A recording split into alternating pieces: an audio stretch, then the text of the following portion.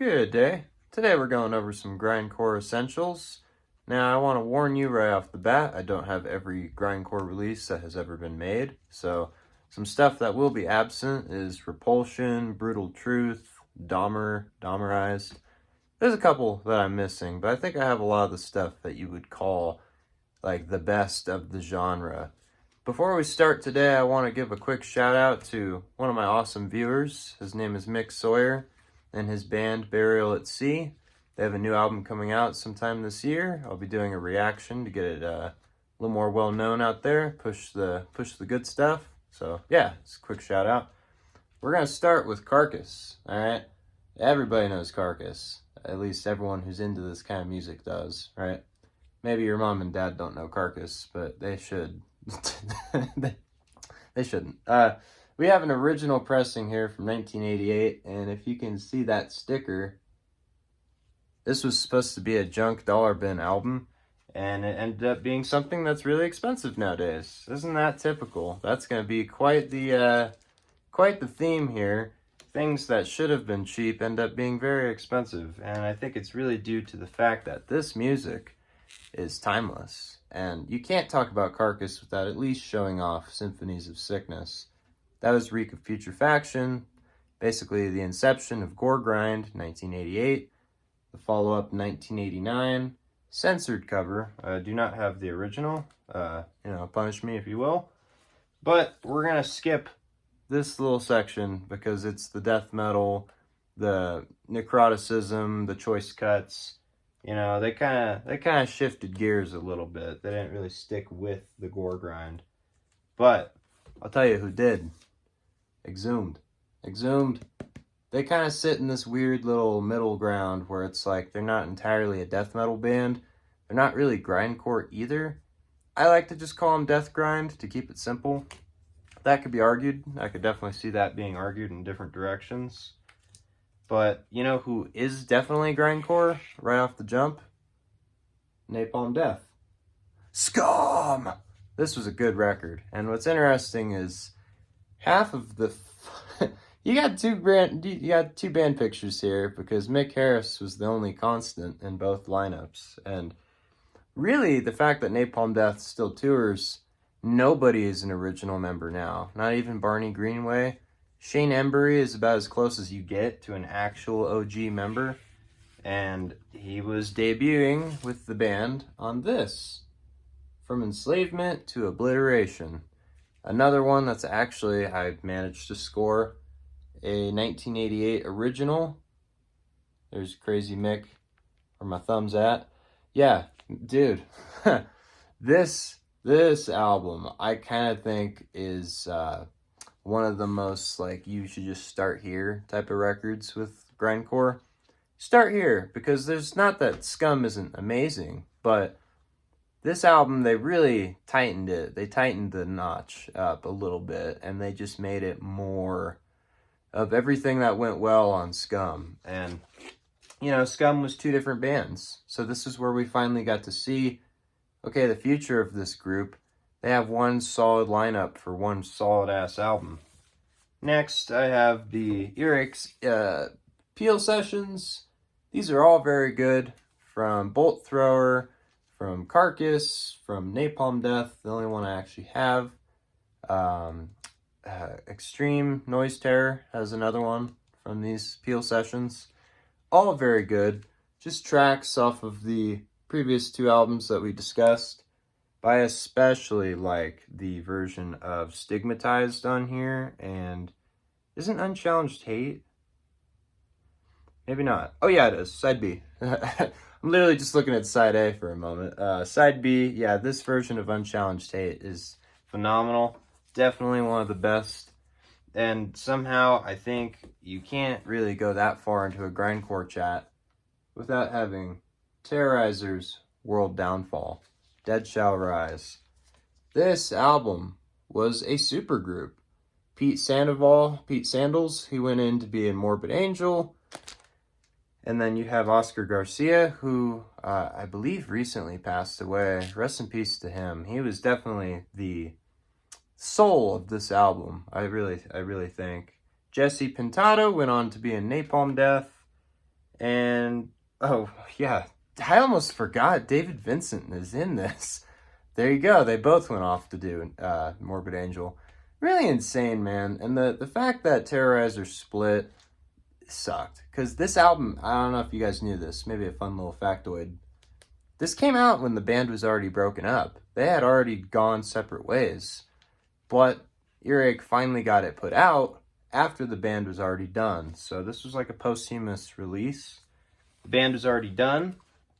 All right, now, this guy won't shut up about Assück. I know. I got a lot coming. Now, I've yet to do like an actual full-on Assück video because I'm kind of waiting to get another one in the mail. That'll put me at 15 in the collection. But Misery Index, Anti-Capital, essential. It doesn't really get much more essential than what I've discussed already. But this is stepping more into the death grind territory, and they lean more into the punk rock than the metal side. But the vocals from Assück has always been a little bit more on the death metal end. Even though they always said we're not a death metal band, they listened to Napalm Death, they listened to Nausea, they listened to Discharge, you know, etc. All these bands that are from the New England or United States punk rock wave of the 80s. Although the sheer brutality of the band ended up kind of keeping them in this middle area where they were just respected by everyone because they had a message and they had lyrics that were especially important to the time that they were in and the time that we're in now. It has aged really well. So, Misery Index, Anti-Capital. This is a 1994 reissue. I'm probably going to get the original 91 pressing eventually. This one is by Common Cause. The original was pressed by Sound Pollution Records, as you see here, for Misery Index. That's not all, though, because he has two Misery Indexes. This is the green, the infamous green. I didn't think I'd ever find that one, I tell you that. I mean, it's a 100 copies that was limited to. It was a mail order back in 1997, and now it's a ridiculous Discogs rarity that doesn't pop up. Mine actually was eBay. Saw it and bought it immediately. Now I'm kind of cutting the line here because I don't really have much power violence, but a band that wasn't grindcore that played with grindcore bands and will maybe, if I can, push you to get into some Slap a Ham Records material. Hell Nation, your chaos days are numbered. Now this befits grindcore because it's a 19-minute album, but it has, what was it, 38 songs? I think it's like 30. I'm pretty sure it's 38 songs. That is perfect. That is totally the way of the grindcore. You got to have an album that's 15 minutes with like 17 tracks. That's the way to do it, I think. Next, oh man, I gotta cover the album cover here, just partially. You'll see why in a second. You have Waco Jesus, the commercial destruction of or the destruction of commercial scum. Yes, Waco Jesus. Okay, the back I think I can get away with, right?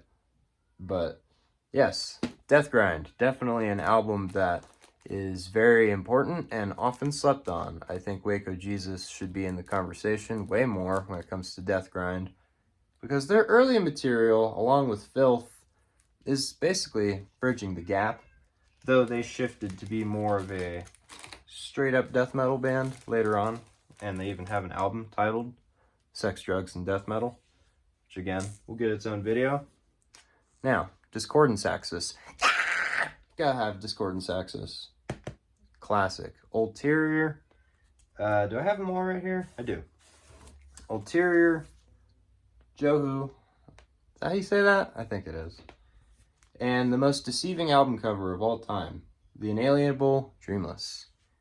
You really, I mean, man, when it comes to Japan just has some of the greatest bands, period. But stealing a page out of Seth Putnam's book, John Chang really knew how to do those vocals really well. And it's a shame that this is where the band stopped, especially with songs like Jigsaw. Really would have loved to see what they had next because, you know, the band wasn't around much longer after that. Now, grid link does exist, but it ain't no discordance axis. I'll tell you that. I like it, but I don't love it. I just don't. We're getting low here. We're starting to run to the end of the collection. I do have gore grind as well, but this is a grindcore video. A little bit of death grind and power violence squeezed in. We can't squeeze it all into one. We have Pig Destroyer, which, oh my gosh, what is it with this controversy on the band? Calling it metalcore, calling it mathcore. What the fuck is wrong with you? They were always a grindcore band. Terrifier, Prowler in the Yard, especially the Painter of Dead Girls and the release I got here, 38 Counts of Battery. Yeah, they were grindcore from the jump. Their very first demo was just straight up grindcore. So anybody who tells you otherwise is kind of retarded, and that's just the end of that statement. However, okay? However, this is the big old but. After this album, after Terrifier, they changed, okay? They basically drifted out of that straight up, we're grindcore only, to, we have songs like Loathsome, which are some of the band's best work is on this album. Absolutely. I mean, dude, this is a 2007 original. Got it sealed somehow, don't know. But yeah, Phantom Limb, I don't care. It's not grindcore straight up, but you really do have the spirit. And it's not like they changed their style as much as once they went on to Bookburner and then the following albums after that. But yeah, we're about at the end here. There's not that much more left in the collection. More Pig Destroyer, more Pig Destroyer. But you can't have a grindcore vid without these last two. If you made it this far, drop a sub, drop a like, drop a comment, drop a dookie, drop something. If you're sitting, stand up. I don't know. But you gotta watch, you gotta listen. There you go. You gotta listen to Agoraphobic Nosebleed. All right. This is Frozen Corpse stuffed with dope. That's such a stupid album name. Really good, though. This is basically some cyber grind, and it's a drum machine, because this is physically fucking impossible. But Agoraphobic Nosebleed, with all their really legible song titles on the back, absolutely a good one. And honestly, I got this one way before a lot of the other ones. Not like it introduced me to grindcore, but it was much earlier in my journey that I found it, which is strange. And then, lastly, you have Chuck Schuldiner. He's not on this album. But man, the singer sounds just like him. It's really quite crazy. He has like the absolute cadence and the very high-pitched voice that sounds a lot like he's in Death. But he is in Human Remains. This album cover is so wicked. I mean, definitely one of the coolest out of any grindcore band. 100%. Now, this has the demos as well, which are equally amazing. They kind of were like a little bit mathcore on songs like, what was it, Wrote, yeah, and then Swollen. But Weeding Out the Thorns, you gotta check it out, man. You gotta check it out. If I showed you anything here you haven't seen before, it's probably this. Feel a sneeze coming. Hopefully it does. It's all the fucking grindcore. It's making me sick. Yeah, you gotta check out some Human Remains, dude. This is an essential, and that about wraps it up. You guys got some grindcore discoveries coming down the road. There's more in my cassette collection. There's more in the CD collection, but for the vinyl, this is about it for now. Until I take out a loan and I buy 7,000 more albums. So you guys have a good one. Stay brutal. And make noise, not music. Have a good one.